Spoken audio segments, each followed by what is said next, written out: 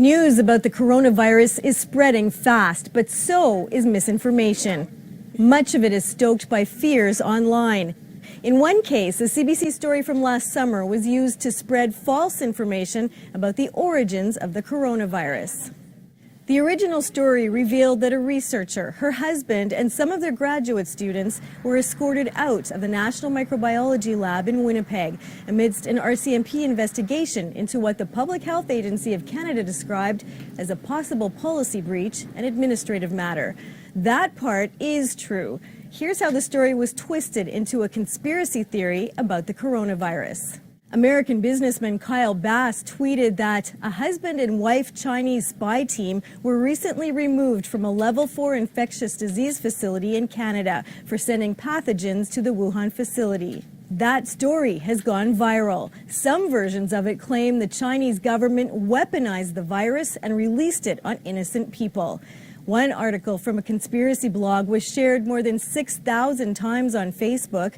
The story even made its way on Chinese-owned social media app TikTok, where a video pushing these claims was watched more than 350,000 times.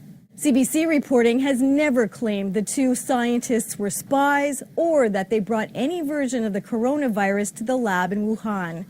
After repeated requests, Canada's Public Health Agency has released this statement. This is misinformation, and there is no factual basis for claims being made on social media.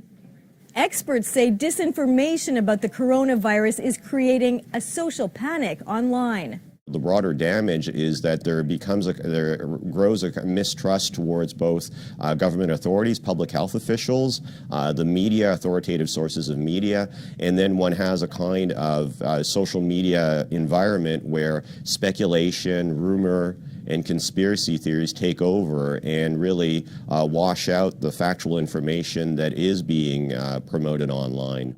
As with most conspiracy theories, there are kernels of truth that are being distorted. Here's what's true. We know Jianguo Chu is a medical doctor and virologist from Tianjin, China. She came to Canada for graduate studies in 1996. She's still affiliated with universities there and has brought in many students over the years to help with her work.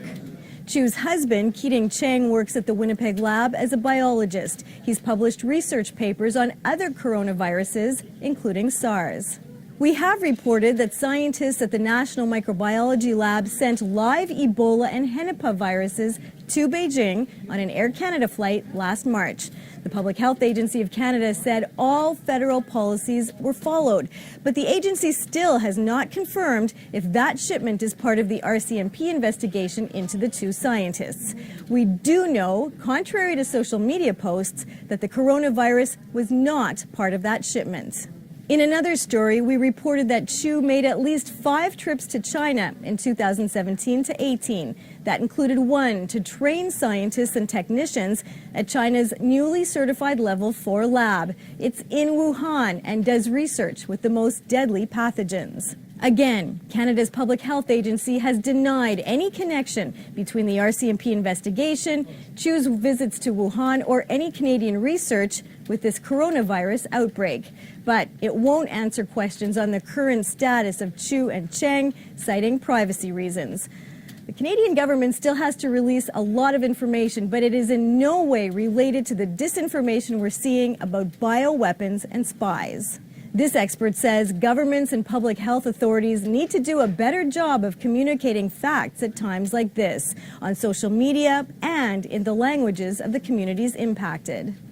It's incredibly challenging during fast-moving outbreaks of any type of disease to balance between information to keep the public safe and prevent something becoming a massive epidemic, and also trying to provide truthful information, and then finally providing enough so that you don't end up with a vacuum, which is where disinformation can flourish.